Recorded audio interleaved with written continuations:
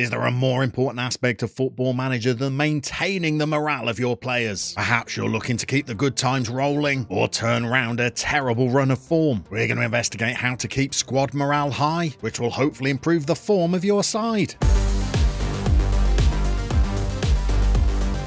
Perhaps the best place to start when trying to manage the morale of your squad is the happiness screen inside the Dynamics page, and in particular, we're looking out for players that might have an overall happiness rating of unhappy. So how can we try and impact the morale of the players that we have available to us? Well, perhaps the most obvious way is through winning games, and I know that sounds difficult. Nobody's setting out to lose games, but when a squad is on a long winning run, it often goes hand in hand with morale being boosted, as all of the players feel that feel-good factor of having wins behind them, whereas a long run of defeats can have the opposite effect. So an important way of trying to improve poor morale is putting an end to a sequence of defeats. And in this situation, don't underestimate the power of a draw. After 6 defeats to start the season, it might not be realistic to go out against Bristol Rovers and win 5-0, but perhaps a tweak in tactic and a change in personnel might mean that in our next game we could get an all-important point. But when the mood in the camp is low, there are other things that we can try aside from winning matches. The first is to look for silver linings even though the team may have lost their recent games. For example, although we went down 3-1 to Tranmere, 3 of our defenders all received an average rating of above a 7. One of those players is Rolin Menayesi, whose 7.5 rating at the heart of the defence may just be worthy of praise. Currently his morale is fairly poor, but if we praise his performance in the last game, perhaps even offering him the handshake and telling him that his defensive work was top-notch, we can see that it leads to a small upturn in his morale. And if we have a player that's performed well over a series of matches, then rather than praise their last game, we might praise their recent form. For a central defender, an average rating of 7.60 and 2 goals and an assist might be worthy of telling them that we're pleased with their recent form, and this might have the desired effect of making good morale even better. But we may be able to achieve a similar effect with players in poor form. For example, the last 5 games have not gone well for David Ferguson, and his form shows he's been substituted in the last 3 games, and a 6.6 is the best that he's achieved. In this situation, we could criticise a poor performance in the last game or even over a longer period of time, and even though we're pulling the player up on poor performances on the pitch, when they're in agreement with your assessment, it actually leads to a small boost in morale. Through our conversations with players, there is a further way that we might boost morale, but it depends whether you're prepared to dabble in the dark arts of Football Manager. Here we have a player that's been struggling on the pitch over recent games and their morale is poor. In such a situation, it would not be suitable to praise their recent performances, but instead we could praise their conduct. And in doing so, we could take a downcast Jamie Sterry, put an arm around the shoulder and tell them we appreciate the role they play in promoting the club. And this takes a player with poor morale and makes it slightly better. But if we'd like to boost morale of several players at once, we could head into the dreaded team meeting. This may be suitable for clubs that are on a long losing streak and the morale of the players across the squad is suffering. If we head to the Dynamics tab and we see that the club atmosphere is poor, we could call the players in to discuss it. The players may appreciate the encouraging words of their coach, and we could acknowledge that we've had a bad start to the season, but there's plenty of time to turn it around. This may have the desired effect of improving the mood around the camp, as well as having an uplifting effect on the morale of the squad. But of course, the day-to-day work done with our players is on the training ground, and we can use this aspect of Football Manager to boost morale as well. One way that we could do that is to schedule sessions that we know will have a positive impact on the mood of the players. For example, extracurricular sessions such as team bonding are listed as having a greatly increased benefit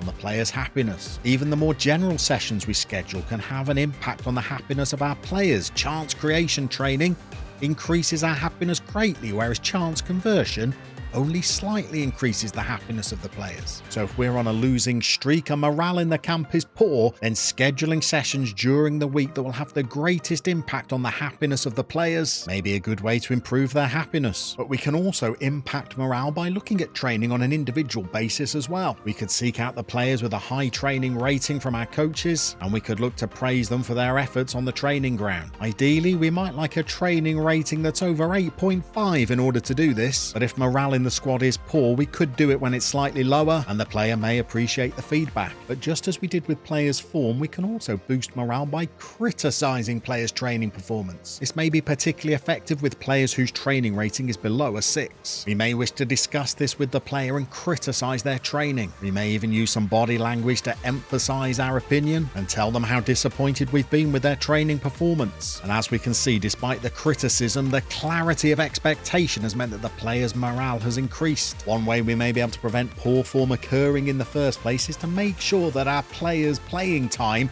matches what they're expecting. If you notice in the Dynamics tab that you do have any players that are starting to show concerns about their lack of game time, then we might be able to remedy this by sending them out on loan, but we can also try and manage their expectations by heading down to their agreed playing time and just matching it to the amount of games that we're giving them. We can also try and maintain morale by just making sure that players are happy with the training that we're giving them. For example, one of our team leaders isn't happy with the standard of our tactical possession coaching, or it might be that we could bring in a new staff member to help address that. Other players might be unhappy because of the sessions that we're putting on during the week, so it might be that we could schedule some sessions that might help boost their morale. But even when morale across the squad is good, the other thing to look out for is players that may not be as happy as their teammates because of an aspect of their training. For example, the fact that we're asking Reece James to learn a new position seems to be damaging his happiness. Now, retraining that position might be a necessity to make the player fit the shape we want to play. But in this case, if we're playing a flat back four, we could alleviate the player's training and happiness by changing the new role that we're asking them to try and perfect. As you approach the end of the season, you may also notice that players that are shortly going to be out of contract